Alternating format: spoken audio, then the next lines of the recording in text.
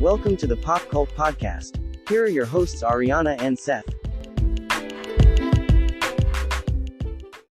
This is the Pop Cult Podcast. I'm Seth. I'm Ariana. And today we're going to be looking at two films set in Japan. A little later, we're going to be talking about Yasuhiro Ozu's greatest film, as many people consider it, Tokyo Story. But first, we're going to be talking about the latest film from Wim Wenders, Perfect Days. The summary of this film is that Hirayama feels content with his life as a toilet cleaner in Tokyo. Outside of his structured routine, he cherishes music on cassette tapes, reads books, and takes photos. Through unexpected encounters, he reflects on finding beauty in the world. So, before we jump in, kind of what we've been doing with directors lately, if we're familiar with them, we are quite familiar with Wim Wenders. We've seen a lot of his most acclaimed films. And so we're just going to kind of talk about that before we talk about this film in particular. So, Ariana, of Wim Wenders' movies, we've seen Alice in the Cities, The American Friend, and that one, I'm not sure if you remember it. It's Bruno Ganz is the German actor. Dennis Hopper is in it, and he's playing Ripley from the Patricia Highsmith books. And it's how the German character is kind of getting scammed by the American one. Like he's getting roped into he's trying to get him to commit a murder. Yeah. Paris, Texas, and Wings of Desire. I love Wings of Desire and I love Paris, Texas when I think about it because it's just so bittersweet in so many different ways. And it just feels like little montages of like connecting. It's like to me, it's like a jigsaw of someone's life where you're not really sure what's going on because it kind of starts with this man being like, okay, my brother's around.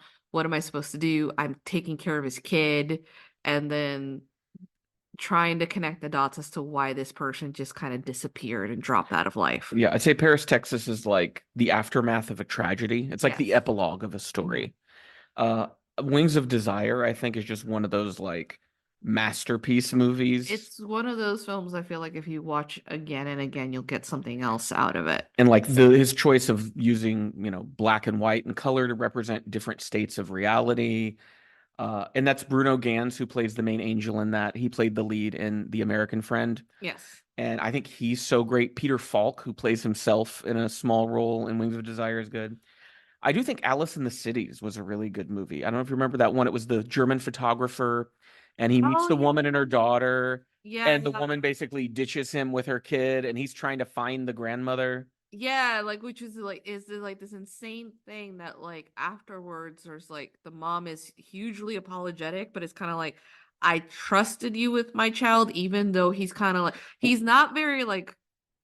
She showed up to Amsterdam late. Yes. And she never sent any communications, so he just went ahead back to Germany to see if he could find where the child's grandparents were. Yeah, and it's like this insane thing where the kid doesn't know, which is it's perfect because little kids, even at that age, you're kind of like you remember like a house, but you don't know the street it's on. Yeah, and then it's worse because like all the houses start to look kind of similar, so the kid's like, I don't know what my grandmother's name is. And I think the word you used, bittersweet, I think is one of the best words to summarize Wenders' career.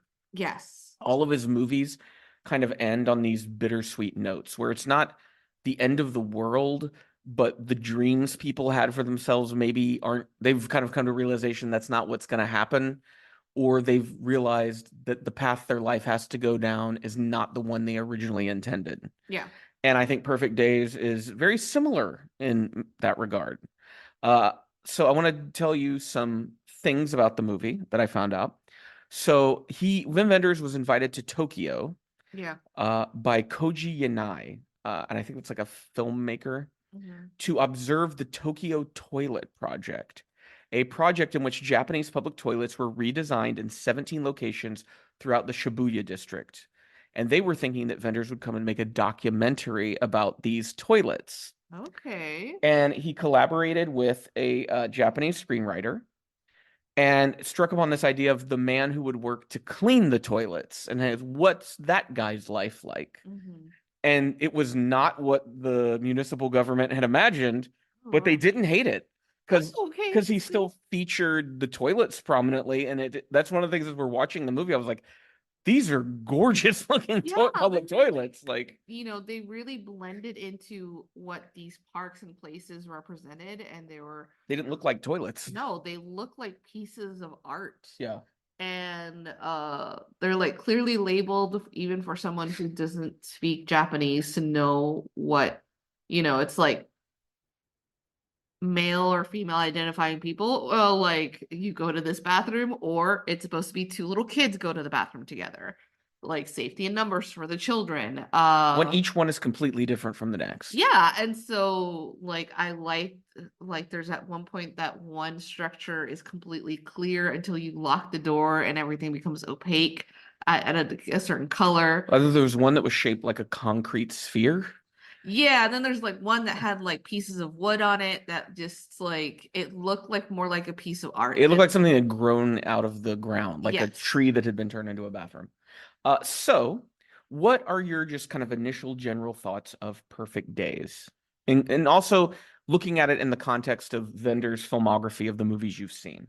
I think there is a mastery of sorts when you're dealing with someone who is going to direct outside of their own language, especially beyond just English. And the reason I say beyond just English is I feel as if, like, as a director, you have so many references to make your film more adaptable for an American slash Western audience.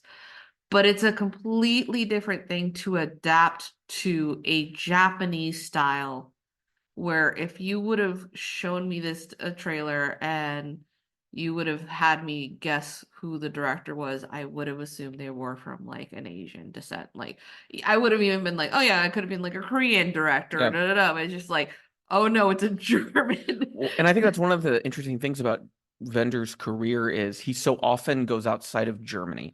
We talked about Alice in the City starts in the States and is about a German photographer traveling along the eastern seaboard, searching for something to photograph that his paper would like, or Paris, Texas, which other than Nastasia Kinski is, and I think there's a French woman that plays Dean Stockwell's wife.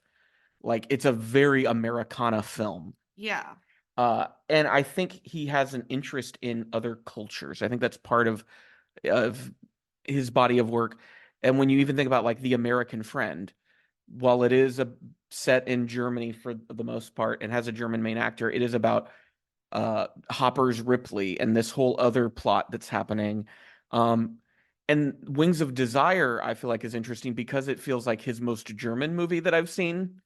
Yeah, but however, despite being a German film, there's like a warmth to that film. There's a longing to that film that I would not associate with like German film. Compared to like a Herzog or a Fassbinder film or where it's something. kind of like there's a certain coldness, or it's like life is like this, not horrendous. It's like this, Tragic. Yeah. And Wings of Desire is whimsical. And I feel that Wenders is the most probably accessible of the German New Wave directors to American audiences. Yeah. Like I would show an American audience Paris, Texas, or Wings of Desire first if they were trying to get into German film. Yeah. So come back to Perfect Days. I think it's a very deceptively simple film. Mm-hmm. And I don't necessarily think there's a lot of reads where people say it's a film that's about appreciating each day you have. And I think that's a very surface level read of the movie. I think it's about far more than that. Yeah. And I want to kind of crack into the movie and kind of explore that a little deeper. The main actor in this film, Koji Yakusho, you have seen before. From 40 years ago, approximately. Okay. And I'd have only ever seen him once, and it's not even that big of a role. But as soon as I saw the image, I remembered him. The Japanese film Tampopo, about the ramen restaurant. Yeah. Now, he's not one of the main characters. If you remember the framing of that movie, it opens in like an old movie theater in like rural Japan. Yeah. And there's characters in the front that are directly addressing you, the audience that's watching. Yeah. He is the main guy in like the white suit and the hat, who's like a gangster, they kind of imply. Doesn't he have like this weird like food scene with a woman? Yes, That's him? he shows up later in one of the like vignettes in that movie. Yeah. Okay. So that's Koji Yakusho. So because there was something about his face where it was like he just feels familiar to me. Um, I think he gives one of the best film performances I've seen in years. And I credit him with that because it is a nearly silent performance, Yeah. but his acting it says so many things. Yes. He is so endearing to watch. I think one of my favorite facial reactions is when he goes to what we assume to be like a Buddhist park. He snaps pictures while he's like having his lunch. And then there's the same woman that he like crosses every time, and he nods and smiles at her, and she gives no reaction, just stares. And like It's images of him looking from side to side because she won't look away from him. And he's just like, oh, like it's like this, oh, kind of and I feel like expression. Vendor's casting director did a great job in this movie. You're talking about that actress. Her name is Mikia Nagai, and she has such a distinct look to her face. It's like a Yeah. droopy dog kind of. Her eyes are kind of half closed. This kind of tired looking face. Yeah, she looks like someone that if they dress her a certain way, she could be like a high class beauty or a dopey kind of person. Well, and then his coworker Takashi, played by Tokyo Emoto, also has such a distinct look and way of talking and body Yeah. language. Like they're all such fully realized characters, no matter how small the role is in the movie. Yeah, and I think what's interesting is we were like saying this in a light-hearted way on how his coworker and then that character felt like characters from an anime, but not in a bad way. Like they were like heightened expression. The world's going to, especially his coworker, the world's going to end because I don't have this. You don't understand. You've already lived your life. Only for them to have, for his coworker to have a moment to be like, wait, I don't know anything about you, and you're being kind to me, but still being selfish at times. It reminded me of Satoshi Kon movies, particularly Tokyo Godfathers, Yeah. where the characters it's kind of farcical, but there's still a tenderness and warmth. Yes. And it's a movie where Vendors is never making judgments about anyone. No. He's simply presenting them as they are. And then even Hirayama, our main character, he never makes a judgment about Takashi, even though Takashi is not a very hard worker. Takashi, he understands that this is a young man. Mm-hmm. And as we get to know Hirayama more, it feels as though he also had this sort of period of youth rebellion. And so he's not going to judge someone that harshly for anything No. like that. In terms of like comparing this to other movies, I think I did see some of Jean Dielmont in there, Chantal Ackerman's movie, Yeah. particularly how this is a movie about the repetition of a routine. But what's more interesting is when the disruptions to that routine occur and how our main character rolls with those disruptions. Yeah. And I also thought it was very similar to Patterson with Adam Yeah. Driver, the Jim Jarmusch film, because it's also about a sort of blue collar worker who is a very deep thinker and is savoring parts of life that a lot of people just kind of rush by. Mm-hmm. And I feel like those two would kind of make good features for this and also help, anybody that's listening for trying to get a sense of what Perfect Days is like. Those are kind of the soil from which this is Yeah, grown. it's like quiet, meditative, while also having instances of drama, but isn't melodramatic. Yeah, and also, I mean, we have to say, Vendors has said he was influenced by this. Yasuhiro Ozu, who we're going to be talking about his Tokyo Story lately. Ozu, very much Japanese slice of life kind of movies that move at their own pace, that don't have overly dramatic plots, but there are arcs that characters go through. One of the things, and it's one of the first things you experience in the film, is the broom against the street serving as his alarm. And that's his like, wake up. And that immediately communicates something very important to you about this character, which is then backed up later when he's in his van and he listens to cassettes.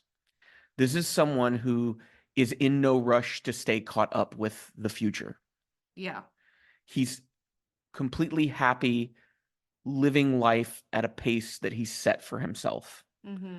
Uh, and then an interesting thing that happens with those cassettes when Takashi is desperate to get money and he's trying to convince Hirayama to sell his cassettes and that they're worth lots of money, and Hirayama chooses not to sell them.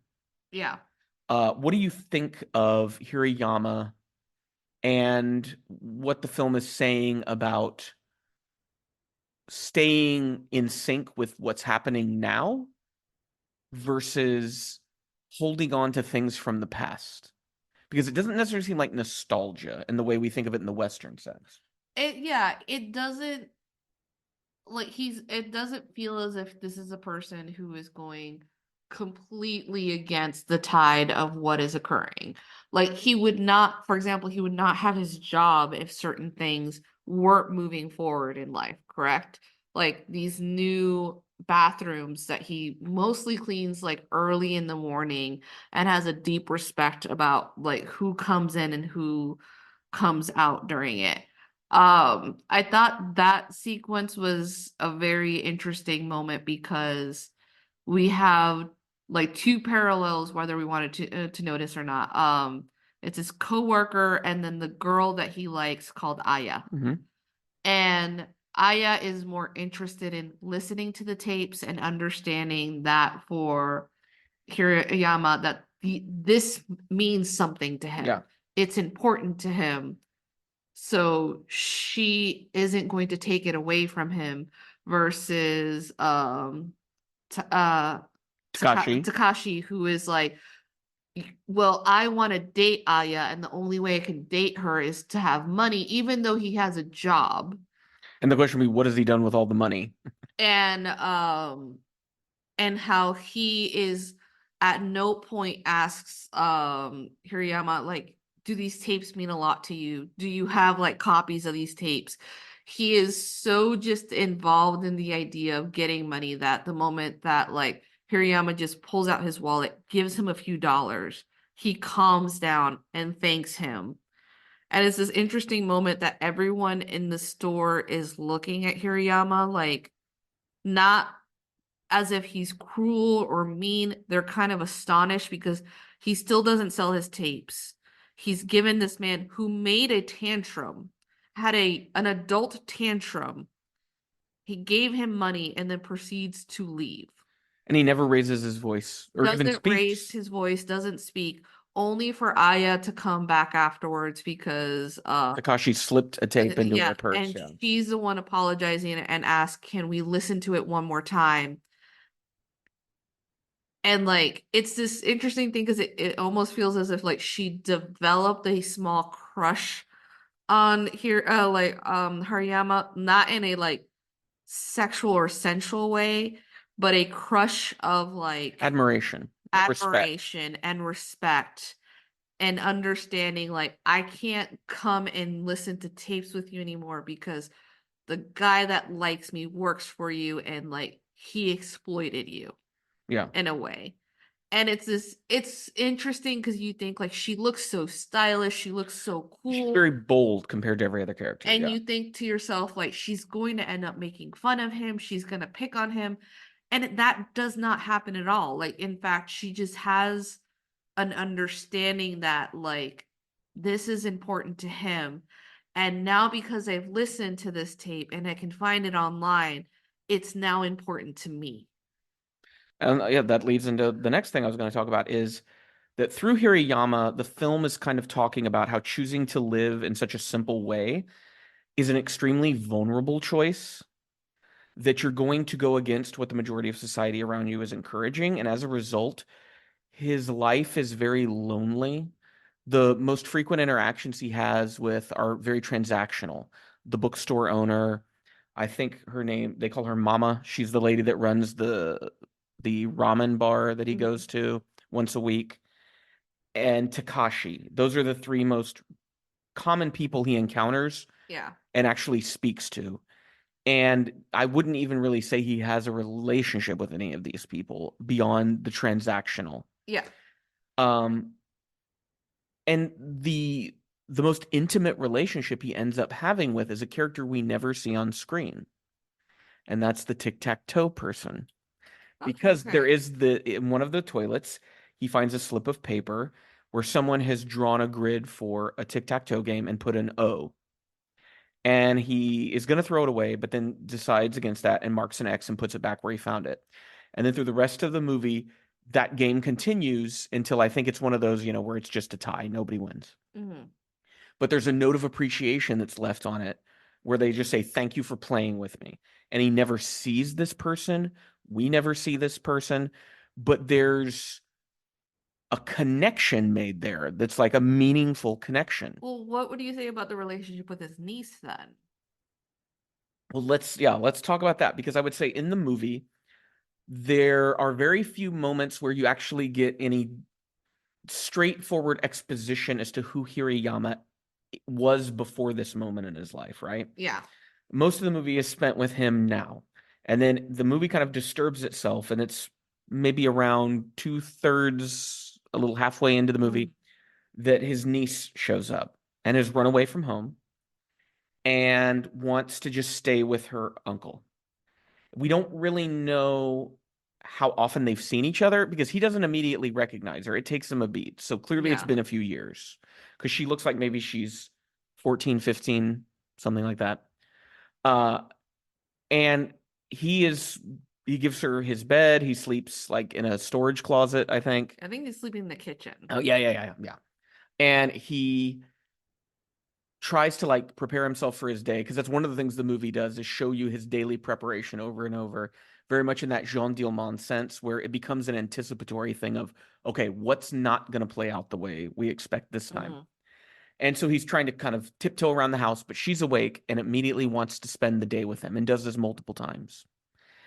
And so I think part of what we're supposed to be asking ourselves at that part is, what is it she's trying to discover?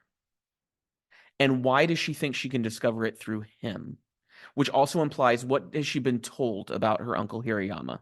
Well, I thought what was very interesting is when she tells him that she has run away, she talks about the fact that she's thought about it in the past, or that she's attempted to run away in the past, but she's like, it was always my plan to come to you. Um, and then she does ask him, like, why do you two not get along? He's like, does she, like, indicating his sister, which is her mom. Um, does your mother indicate we don't get along? And she's like, she doesn't really say anything. She just, anytime I bring you up, she changes the subject. Um, which I found interesting because it wasn't like, it's not a detail of her mother bad mouthing her brother. It hurts too much. It like she can't continue the conversation, so she's going to change the subject. So there's an indication that at some point in her life, he just dropped out of her life. Yeah. So she has known him when she was very little, is the Yes. guess. Is my guess. And it is her kind of, I love the part where she has decided that she's going to go to work with him, even though there's hesitation. And she jokes like, well, if I'm not with you, I can get in a lot of trouble. And she pulls out her phone to record the response of a schoolgirl who's going to go into the bathroom and he's in there. And there's a slight look of either disgust or annoyance by the schoolgirl. But when she focuses her phone onto her uncle, he has his head bowed and looks over to his niece, kind of smiling. Mhm. And there you can tell that, like, some respect is established because he does not let other people around him determine his worth. When I think that's part of it, is he's a toilet cleaner who, in the hierarchy of capitalist society, is seen as, they're like garbage collectors at the bottom. Mm-hmm. And I do think there are, those moments when his niece is around where she silently is acknowledging the fact that her uncle is not seen as worthy of consideration as she knows he should be, because she knows he reads books voraciously. She knows that he's raising these plants Yeah. in his home. But these people just see him as the guy who cleans the toilets and nothing else. connect that with whenever Keiko, his sister, finally does show up. Very nice car, has a driver, well dressed. These things communicate key information about who Hirayama was, Yeah. that he came from money. Uh, and this is also linked to the dream sequences that are continuous through the film. These very stylized, expressionistic, black and white. They reminded me a lot of like the cinematography of Wings of Desire. Hmm. And what did you infer had happened to him in the past based on the sort of abstracted information that they give you? It was a heartbreaking scene because the sister is just like, is it true that you're cleaning toilets? But I like the fact that at the least in the film, even though she's asking him something like that is below you, he says yes, and she refrains from saying anything harsh or mean, only for her to be like, you can come visit dad at the hospital or like whatever care Like facility hospice or something. hospice. He doesn't remember much, so he's not the way he was anymore, indicating that he might have suffered Dementia. abuse from his Hirayama like suffered abuse from their father, and maybe she suffered it too, She but just stayed. she just stayed. And they hug each other, they say goodbye, but it's the bow of the head of him crying. Well, because then that's followed by the most emotion we get out of him until the end of the movie, where he's just sobbing before Yeah. he goes to sleep. And I've seen a lot of different reads of that, of what is he crying for. And so there's the read of he's crying for the realization that, these relationships that were broken and can't really go back to the way they were. Or is it a cathartic release of emotions? Like he's finally come to terms with the choices he's made in his life because he didn't feel the need to defend himself to her. He was just, this is who I am and this is who I will be, kind of a thing. It could be also like he's going to miss his niece because they have this interesting conversation where he kind of explains to her, like, today is today, tomorrow is tomorrow, kind of like live day by day kind of thing. And he's trying to pass her like this advice that maybe he wished he would have had when he was young. And how she starts repeating it like in a playful mantra, and they're almost going sing song with each other. And it could be like the cry of someone, like you said, like the acknowledgement that the relationship that he had with his father like was probably not a good one, or the crying at the least like he hugged his sister and maybe things won't be so bad anymore, but it is, or the crying of he gotten used to his niece there and now he has to go back to the routine as it was. When it's a film, the more I think about it, the more I realize how rich it is with so many elements. And I won't get into all of them because I really hope that people go and watch this movie Yeah. and discover it. I mean, because you have like the homeless man, and there's a way of reading that of, is that Hirayama's fears for himself as he gets older as someone who's alone? Or just like He'll, quietly worrying about him because he knows no one else is worried about him. or we have, the owner of the ramen bar and the whole saga with her that kind of this man shows up out of nowhere, and the incredible encounter Hirayama has with him Yeah. near the end of the movie that's just sort of, I would argue, is the theme of the movie being expressed directly for the first time. Yeah. The recurrence of the Tokyo Skytree Tower, Mm-hmm. and also his constant taking photographs of the trees in the park. There's this recurring image of Hirayama looking up Yes. throughout the movie. And I think there's a lot to interpret into that beyond just he's looking to the positive. To me, he's looking for a reminder of something. And what that is a reminder of, different people I think will interpret it in different ways. To wrap up our discussion about the movie, at the end of the movie, I think the big question that remains with the audience is Hirayama happy? And the film refuses to give a definitive answer in what they show us. It is a scene in which this could be someone whose heart is breaking. This could be someone who is thinking back and feeling uh gratefulness for what they've been allowed to experience. We don't really know because there's no dialogue. And I love that about the movie, is that it leaves it very open and vague. What is your interpretation of that ending? Do you think that it ends with Hirayama just purely happy about his life, or do you think there's more to it? I think it is the subtle fear of change.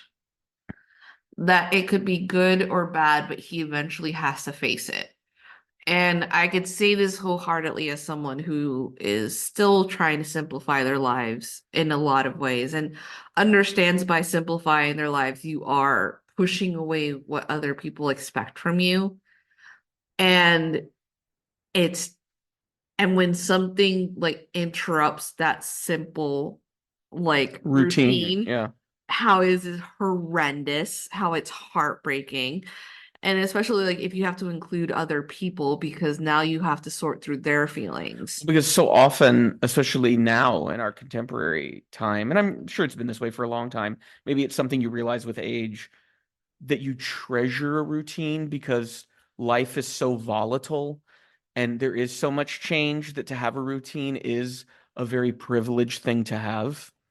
And I noticed because there's a Nina Simone song. The film is soundtracked by lots of early 80s, late 70s kind of music, which indicates, the age of Hirayama. Yeah, and that song, like, which is one of my favorite, like, because this is not one of the songs. This is a Nina Simone yeah, song. it's like this Nina Simone song, which is like, you know how I feel, which is like wildly known, but it's like as In he's this like context. tearing Yeah. up, it is like also this very interesting song to end with because she's like birds flying high, you know how I feel, like Sun in the sky. It's know. talking about things up. Yeah. Which made me think of how you constantly see him looking through his windshield at the Tokyo Sky Tree. Yeah. He's taking the photos of the trees. He's searching and for it's something. like this, it's a new day, it's a new dawn. Mhm.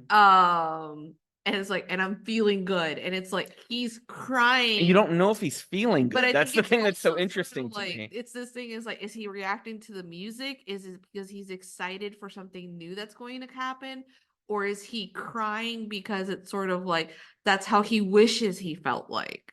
Yeah, and that he listens to these songs in the hopes that they might imprint on him. Yes. And that's why the people who are kind of reading it as, oh, it's a movie about just appreciating each day. Once again, I think that's a very shallow read. I think there's a lot more going on in this movie. I think, like most of Vender's work, it is a bittersweet movie. It's a movie where life doesn't have definitive happy endings. It just, moments in your life just kind of come to an end and then new moments start. I mean, like, it kind of reminds me of something that I was reading online that people joke about. Like, apparently, the only way that you can be grateful for the little things in life is that when you're financially stable. Yeah. And he is grateful for the little things in life, but like, there is still things that impact him. And we can't, like, yes, you can appreciate every day, but every day is also a new challenge. Every day is also a new heartbreak in a different way. Well, all the days we see him live through, they're not all great days. No, and like, and there's still like times that you could see he's still trying to appreciate it. Like there's days where the best thing that happens is he goes to like the baths Yeah. and gets a bowl of ramen and that's it. And the rest of the day sucked. Yeah.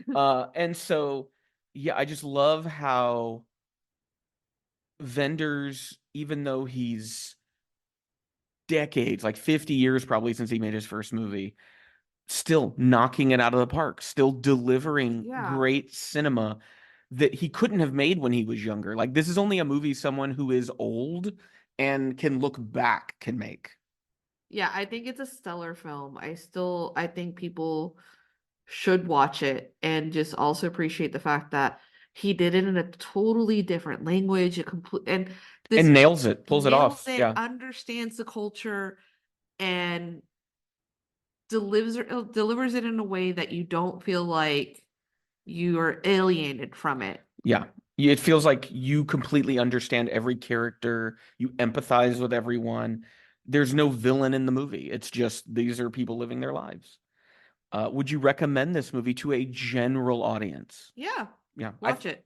I think if you've never seen a Wim Wenders movie, this and Paris, Texas, I think are probably the two best first steps into his Yeah, and work. I feel like this one is more approachable than Paris, Texas. Despite Paris, Texas is like beautiful. Yeah. There's a scene that still like grapples in my brain, like visually, but Is it the talking on the phone?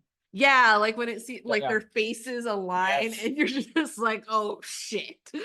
But yeah, when we come back, we will be talking about another sad Japanese movie, Yasuhiro Ozu's Tokyo Story.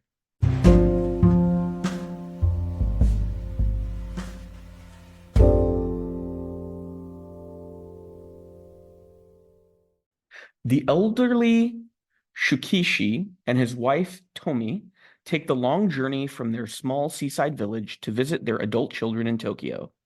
Their elder son, Koichi, a doctor, and their daughter, Shige, a hairdresser, don't have much time to spend with their aged parents, and so it falls to Noriko, the widow of their younger son who was killed in the war, to keep her in-laws company.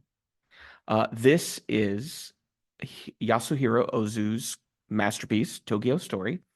Now, one thing, if you look this movie up, you might notice that the release date in the US for this movie is 1972. This Yeah, we movie, couldn't have Americans feel sympathy this towards Japanese this movie families. came out in 1953. So I did a little research, as I always do with these movies. And when it was originally released, the film was labeled as too Japanese by many international film distributors at the time. So I think it maybe had a short run in the States, but not in any significant way. And it wasn't until there was a special screening for critics in New York in the US in 1972 that the film suddenly exploded. And so did Ozu's career, at least being acknowledged in the States. In Japan, he's been acknowledged for a long ass time. And what's funny is for them to say to Japanese, this is a remake of an American film. Okay. Because as I was watching it, I kept thinking, this plot is very familiar to me. And then when I was like, oh yeah, I saw that movie like over a decade ago. There's a film called Make Way for Tomorrow Okay. that came out in the 1930s during the Great Depression from Leo McCarey. And in that version of the film, it's a Depression era melodrama, and it's the older couple's reason to stay with their children is economic. They can't afford to live on their own anymore. They can't pay the mortgage on their house, and so their house is being sold. And so in Japan, that wouldn't have necessarily been a problem. So it was more, and especially with an Ozu movie, that feels a little too heightened even for his movies, that you'd have the villain of the bank. And so it would be more just, oh, they want to visit their adult children who they haven't seen in a while. Ozu, very interesting guy. He lived with his mother until she died, and he never married. Okay. So very traditional guy. He has had a profound influence on Asian cinema. We mentioned before Perfect Days. That main character's name is Hirayama. The family name in Tokyo Story is Hirayama. So that's clearly vendors giving a nod to this film. I think you could also, the transitional shots in Ozu movies are always of landscapes or non-human objects. Yeah. And that is something that Hayao Miyazaki has put in every animated film he's ever done. When he does a transition shot, you think about like My Neighbor Totoro, and when they want to move from one scene to the next, or even in something like Spirited Away, it does that too, where it'll cut to a shot of just water pouring out of something. And then even I think in the films of someone contemporary like Kogonada, who directed Columbus and After Yang, Yeah. both have that kind of Ozu feel, in that there's not going to be villains in these stories. It's just people trying to live the best they can and treat each other as decently as possible. We have seen some Ozu films a few years ago. We watched Late Spring, Early Summer, and Early Spring. Not all of his movies have seasons in them.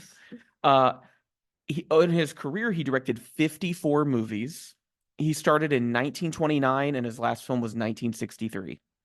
So he with Akira Kurosawa, they're considered kind of the two pillars of Japanese cinema, two very different filmmakers. Yeah. Next week will actually be the anniversary, or it's coming up on the anniversary of Kurosawa's birthday. So next week we are going to be watching Seven Samurai and the Hidden Fortress, which will be the first time for both of us. We've never seen those movies. So back to Ozu, though. thinking of this movie, thinking of the other Ozu films we've seen, what do you think of him as a filmmaker? It's again much like Perfect Days, meditative, quiet films, slice of life, bittersweetness around it, where you have these imperfect characters with the protagonists being people that turn out to be a little bit more complicated than we give them credit for. Mhm. And the other films that we watched, like it just all of these films feel very intimate. And this also not surprising that this was deemed a little bit like too Japanese, because I feel as if like within the films that we've watched, there is this open dialogue on how horrendous World War II was on Japan. And I don't think it's the same thing when you watch an American film around that time.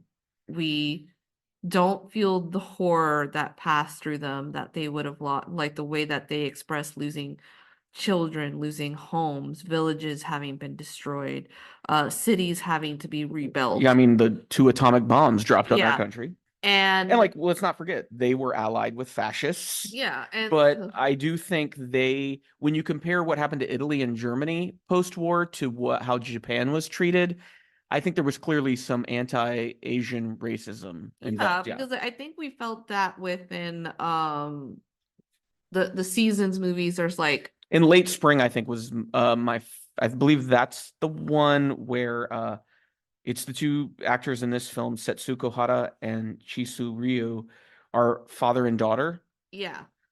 And it's about her. He wants her to get married, but then that means he doesn't have anyone to take care of him. Yeah, I think I forgot which film it was. Like it was obvious that there was a military presence within. There was like signage that they Yes, indicate. and Yeah. I think you were like we later found out that on earlier cuts in the movies, like when they premiered in the States, those were cut out because they didn't want the American public to know that there was a standing American army that was dictating to them where they could go and what products they can consume and what type of movies they could watch. Because in 1948, the U.S. occupying force imposed something called the Civil Code, which sought to dissolve much of Japan's traditional culture and put an emphasis on industrialized economic growth. And it wasn't that Japan was living in, the Middle Ages prior to World War II, but this sort of put the focus on the economy into hyperdrive. Yeah, and it's something that nobody wants to talk about. They want to talk about when we talk about Japan about being like working 80 hours a week and them having made it normal, but it was American standards that made that normal to them. Yeah. It was a mix of, sort of these bits of traditionalism mixed with this Western capitalism. Yeah. And I mean, when you look at what the US did to Russia when the Soviet Union collapsed, it's very similar. It's the United States loves to poison other cultures that they were combating with just a form of capitalism that just ravages them. Yeah. And I think a lot of this film is a critique of the westernization of Japan in the wake of World War II.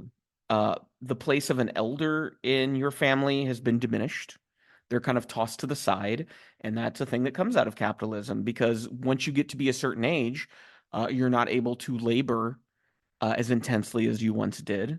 We're hearing conversations that, I mean, I've heard this bullshit out of conservatives since I was a kid, and we're still hearing it now from people like Ben Shapiro, who think they're saying something new, talking about the retirement age being 65 is crazy, or a dumbass like Matt Walsh talking about Social Security needs to go away. These are absurd ideas.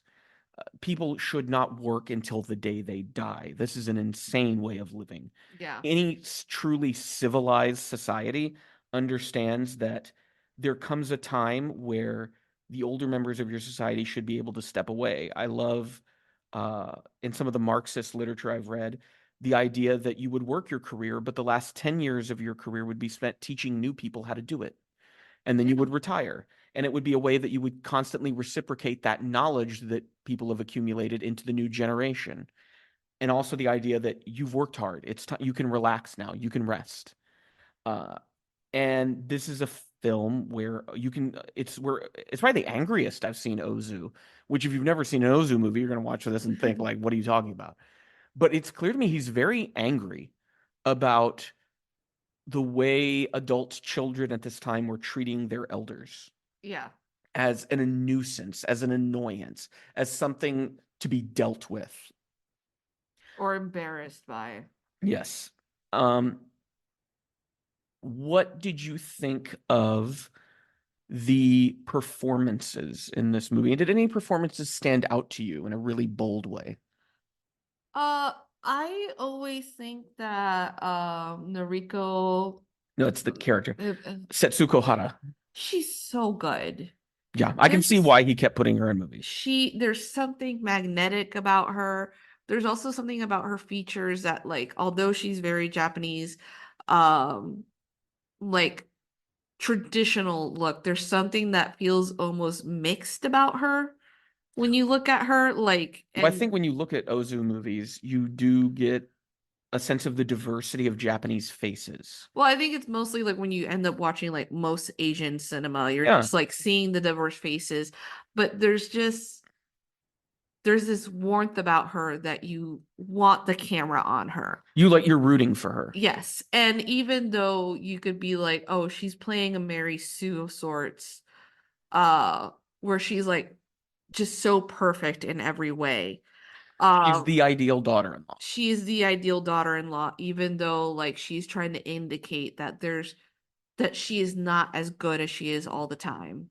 That she makes mistakes. I do think that like everyone who played the children played it very well. There are times that you're kind of annoyed by them. There are times that you don't understand them, and then there's times that you feel deep empathy towards them. The son, like, Koichi, he's a pediatrician. he's a pediatrician.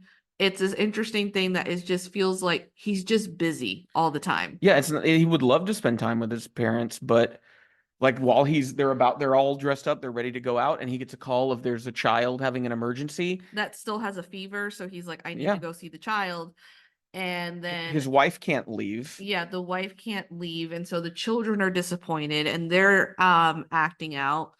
And then like the sister, which is Gay. Shige, who I found very interesting because you're just like, she's frugal, but you don't really know if it's like the frugalness has to do the fact that she doesn't want to spend money on her parents or she's not making enough money. Well, compared to Koichi's a doctor, and Yeah. Shige she runs a beauty parlor. But now she owns the beauty parlor. And it's like the beauty parlor is also her home, and she also has an apprentice. But who- it never looks very busy there. There's usually maybe one or two clients at Yeah. most. And like it's like, and her husband is more interested in spending time with her parents than she is.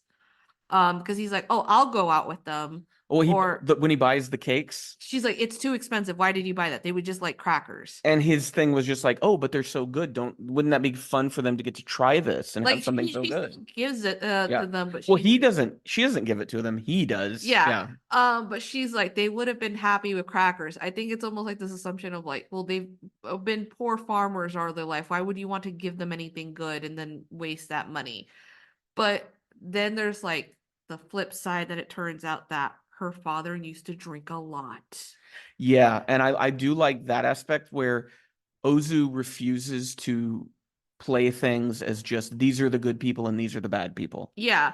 And they're like, she teases her mother being like, you were overweight and you broke a chair once.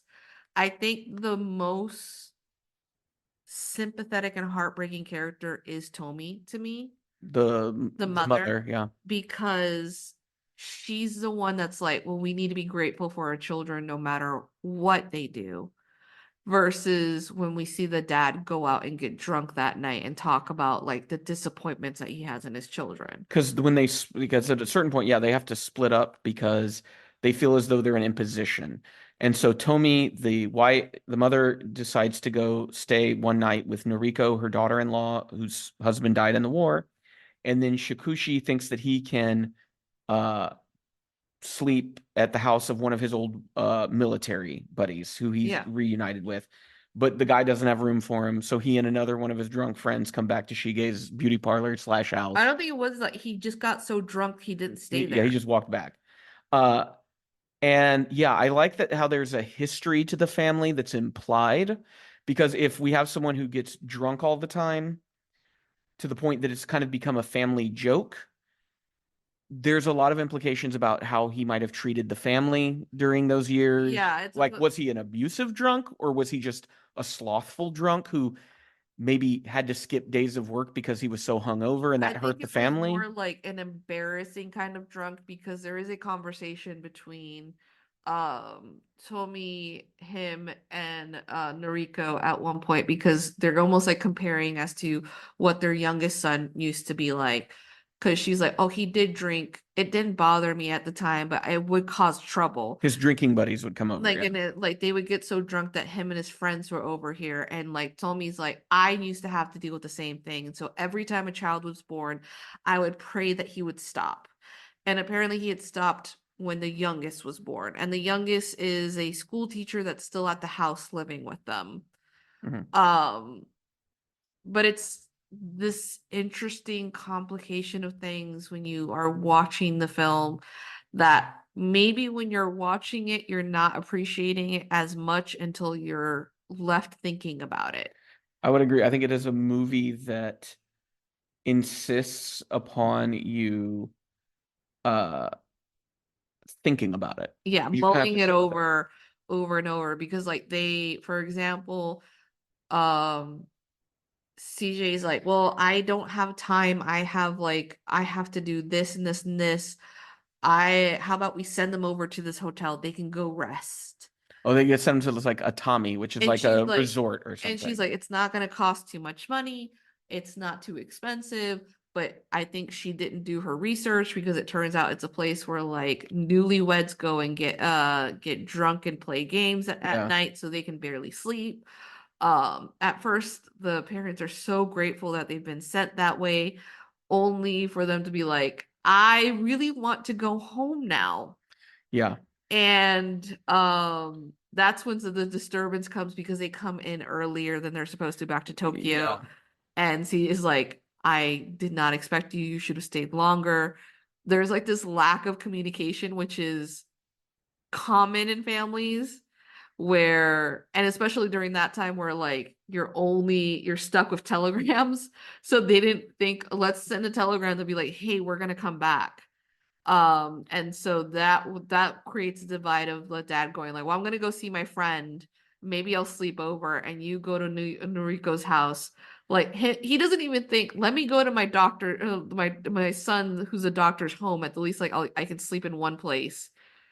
But yeah, it's a movie where everyone's trying to do their best, but not everyone's always thinking of the others all the time. Yeah, And everybody's kind of caught up in their own lives. The emotional distance that different family members have from each other, that felt kind of real to me. yeah. Whenever you're like, yeah, I know you and I love you, but I don't really know you. There's a scene between Tomi and her grandson Isamu, who's the youngest, or not, because I think Noriko has a baby, right? No, she doesn't have a baby. There was a baby that she's goes into a room and there's a baby in there. That's her neighbor. Okay, I wasn't sure about that. I was kind of confused. I wasn't sure if she had a kid with her late husband. No, because they say it was 8 years ago that he died. So Isamu, the youngest grandchild, who's just kind of playing outside of his house, and Tomi, the way she's just kind of looking at him, and there's so much love in her eyes, but she doesn't really know how to talk to him because what it was like for her to be that age is so dramatically different than it is for him now in the wake of the war and this sort of technological boom that's happened and the way he sees the world as a much smaller place than she did, or a much larger place than she would have. Yeah. And it's this, she doesn't try to push it, which I really thought was a very realistic thing, where you kind of realize, oh, I can only know someone up to this point. Yeah. And all I can do now is sort of, the way I read her face was just sort of the pleasure in knowing that her family is going to continue to exist and that how happy she is that they're there. She's Yeah. not going to know what kind of person Isamu's going to become because she's so old. She's probably not going to live that long, right? She's also sort of like it makes sense. I don't spend every day with him. Of course, this is like he's not going to respond to me the way I wish he would respond to me. I think, oddly enough, the most touching moments are between in-laws. Because I think about Because there's like Noriko and then there's Fumiko, which is Koichi's wife, the doctor's and wife. Fumiko is like embarrassed by the behavior of her sons. Yeah. She is just kind of like they're being selfish, they're being mean, and the grandparents are very forgiving as to what's happening because they're like, well, the dad is unfortunately going to disappoint them because he has to work as much as he does. They're not even upset at their son. They're just like, this is the consequences of what happens. But you could see like Fumiko is like deflated. She wanted them to have a wonderful trip, and she Yeah. realized it's just not going to happen. And then them being passed over to Noriko, who is like so loving and But she's so lonely. And that's one of the things they point out is she hasn't remarried. She has no children. She yeah. just works and then comes back to her apartment. Her apartment, which feels like more like a community apartment. Yeah. And it's also it's like this sad thing where it's like it feels like I'm being punctured in the heart when I'm talking about these films because I think about like, oh man, I wish I was like closer to my family, but as you grow as an adult and you want to be your own person, it's hard to like keep those ties. Well, that's why I think what makes these films so poignant, and this is why something like Western film, every once in a while it gets close, but it is not as consistent as uh Asian cinema in really understanding the human experience. Yeah, because like no, like they even tell her like, we wish that you would get married again. You're still young. You can attract an like a man. And she's like, but then I would have to forget you both. And they're like, we wish you would forget us. Yeah, because it's like we don't want you to be frozen in our son's death your whole life. Yeah, and it's like this thing of them being like, it's okay for us to long for him because we raised him, we saw him become a man, and like, but it's different for us to come to your apartment and there's his photo there, and there you are. And it's very interesting because later on she's like, as much as you paint me to be this perfect person, later on, obviously, she's like, I don't think about him every day. There are days that I forget about him. And it's her just being honest with them, but them being like, yeah, but the thing is, like, you're allowed to forget about him. However, you have been the kindest and most loving compared to our own children. And that was said by the father after At the end of the movie. at the end of the film. The talking about some of Ozu's visuals, because he has a very distinct visual style. Yeah. He often, his cameras are always kind of low camera height and stationary. In fact, this movie has one scene where the camera moves in it, and I remember it because in an Ozu movie, when the camera moves, it is like a revelatory thing. And I remember it's the camera doing a tracking shot along a wall. It's at an angle, and when it comes around the corner of the wall, you see Shukishi and Tomi on the other side. Yeah. And there's no real narrative purpose to that. It was just Ozu probably felt, oh, I want us to discover them.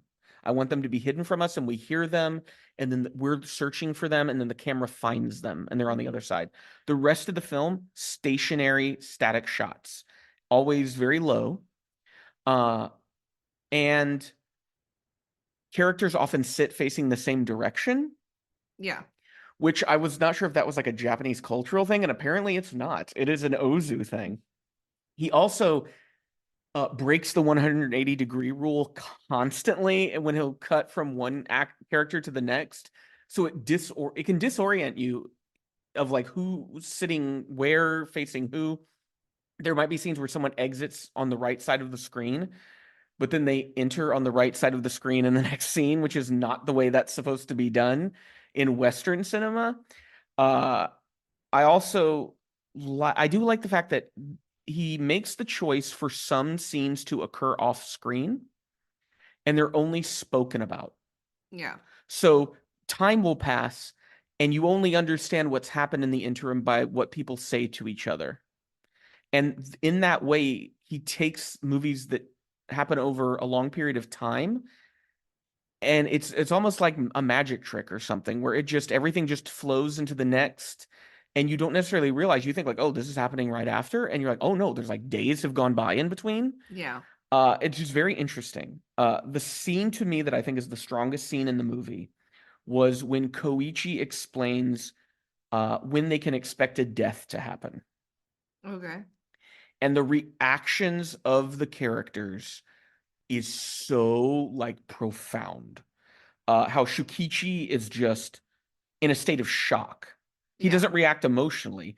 He's put into such a state of just being stunned that all he can do is just kind of think practically and talk out loud about, oh, I didn't realize that. Okay, what will I need to do? And then Shige, who has been the coldest to her parents, when she hears about this, the pained whimpers that come from her when she cries is this weird, like, emergence of humanity that we hadn't seen in her. But then scenes later, that gets like flipped on its head because she just becomes this sort of vulture who's Yeah. picking through the scraps of like what she wants to take back with her. And there's a line from around then that if I had known things would come to this, I'd have been kinder to her while she was alive. And I think that's the key to Ozu movies. They are slice of life, but they're deeply sad movies Yeah.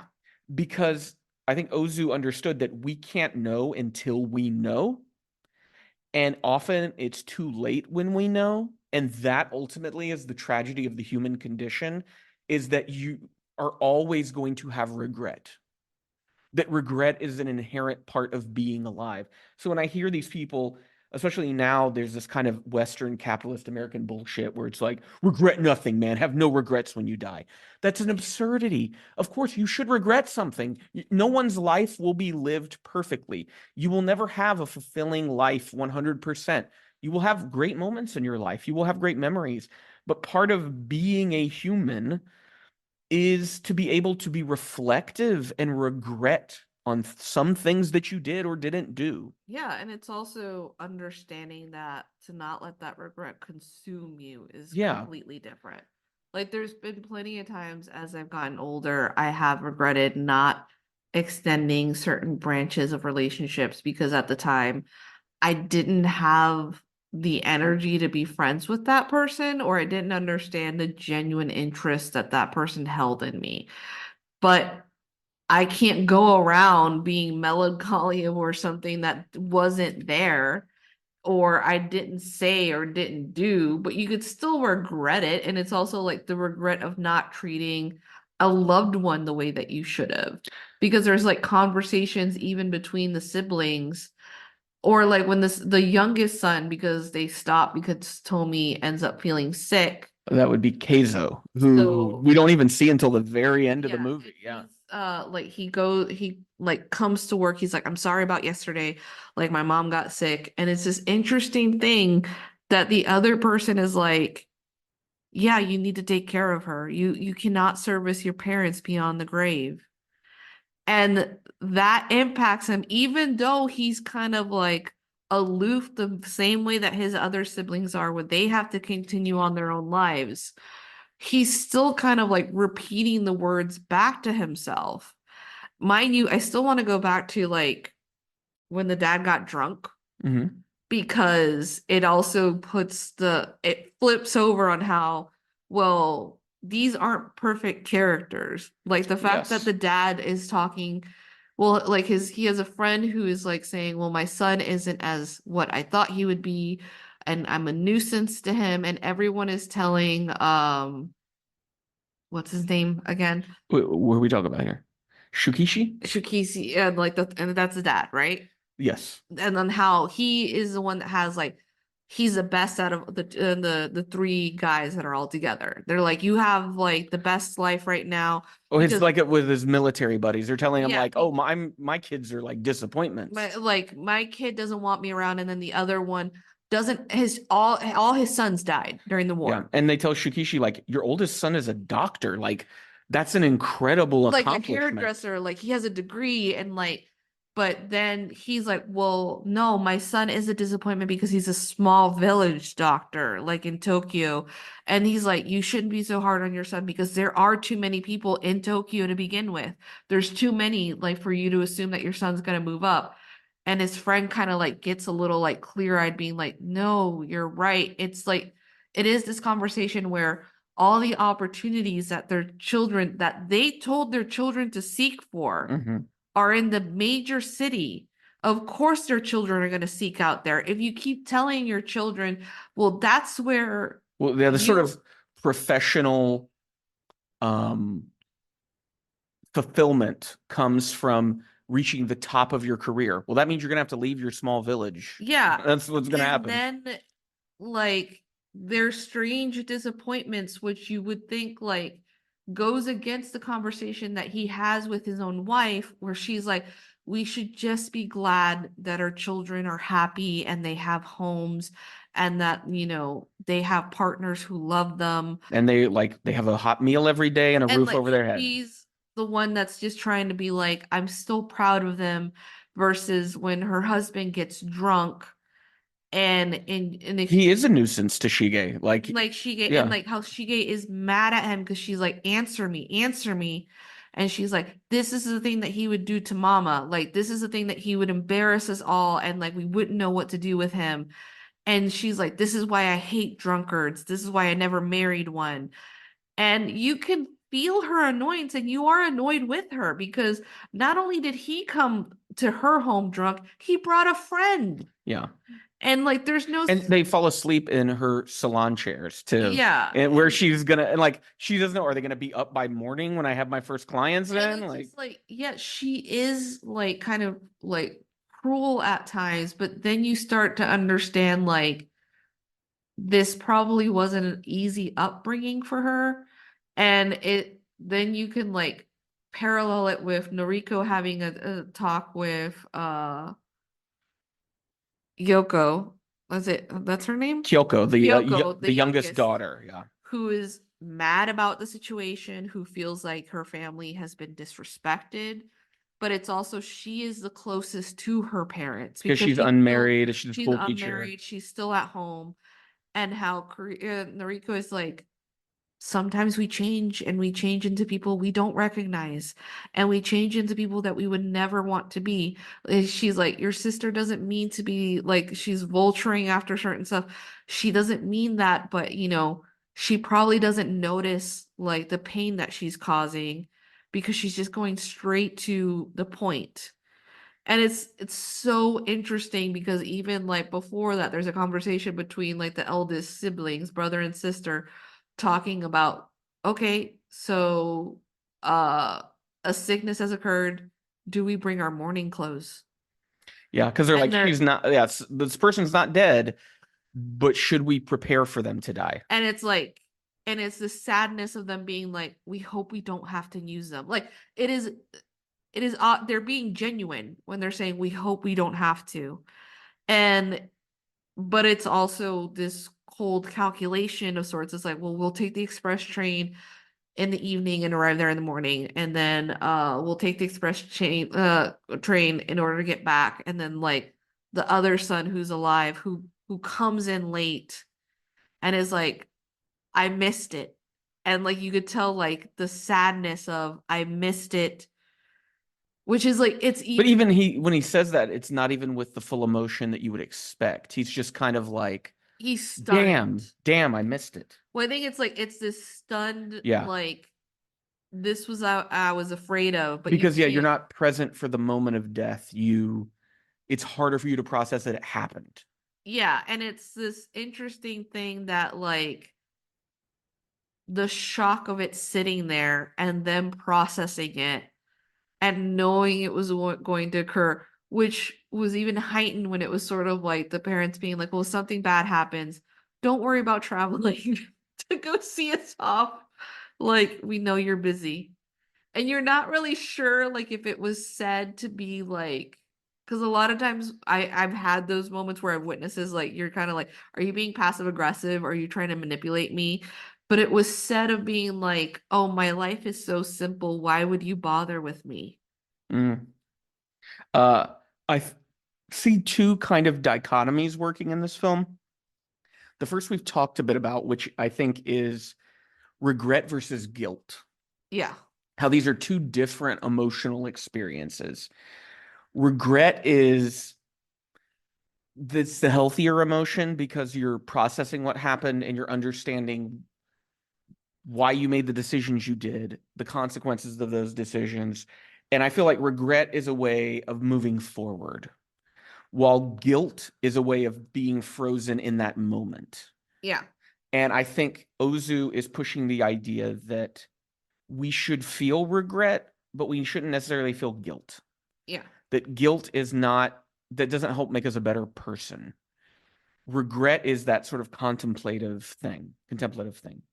I think the other dichotomy is dignity versus depravity.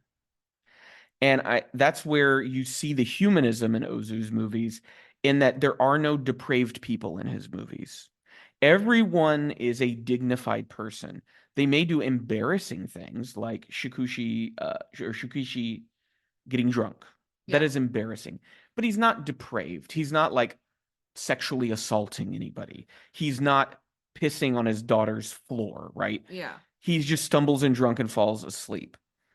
And I think it's what Ozu is trying to point at is that every single one of these characters, because even Shige, because the reaction she has when they get the news of this impending death, there's a dignity to everyone that sometimes they wander off the path. They get too caught up in this sort of westernized capitalism that's been just injected into the veins of the country. But like you said, they're doing what their parents wanted for them, which was to move up, to have a life that was more lucrative. Where they moved past the hindrances that their parents would have experienced in terms of housing and food and medical care. But people are flawed, but they are still, there's an inherent dignity to everyone that you meet. Yeah. And that the only way to exist in the world is to acknowledge the dignity in every person that you meet, even if they disappoint you, even if they're rude to you, because you would want them to show that to you, to recognize your dignity. Yeah. Uh, so Ozu is an interesting director to ask this question with, but would you recommend Tokyo Story to a general audience?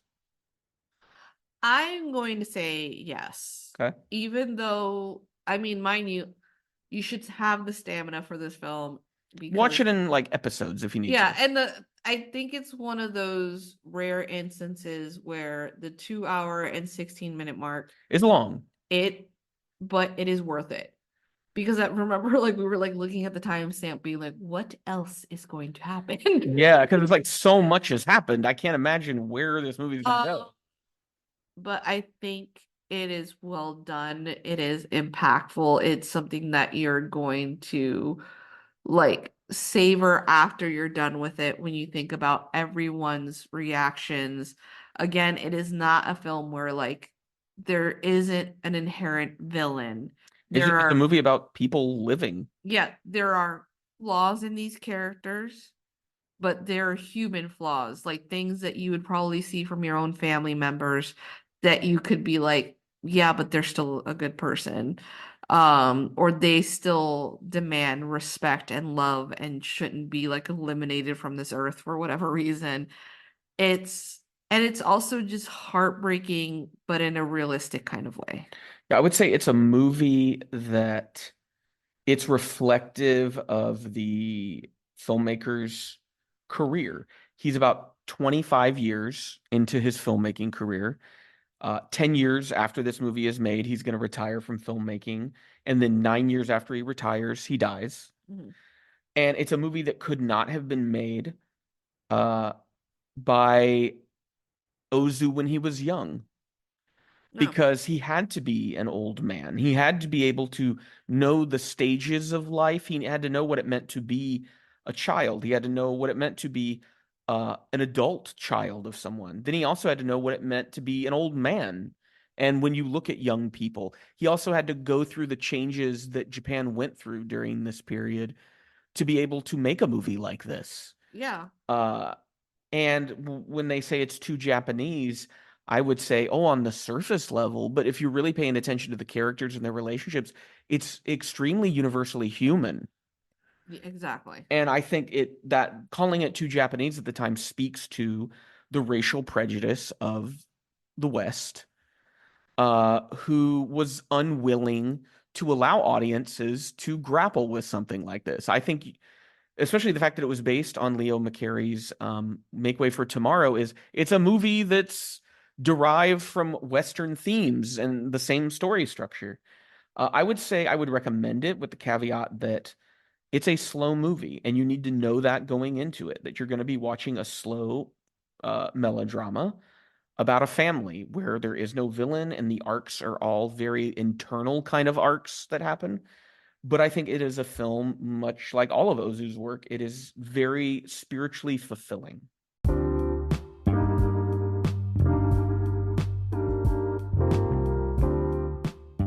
Hope you enjoyed this episode of the Pop Cult Podcast. Please check out our show notes for any relevant links, including one to our blog, popcult.blog. Make sure that you also subscribe to be notified wherever it is you listen to podcasts so you'll know when new episodes are up. If you visit popcult.blog right now, you're going to find that we just finished up a series on Frederick Wiseman, the documentarian, who typically focused on American institutions. And coming this next week, we'll finish out the rest of March with a series on Ousmane Soumbéne's films out of Senegal. This first week, we're going to be looking at his movies Black Girl, Mandabi, and Emetai. And they're very interesting movies.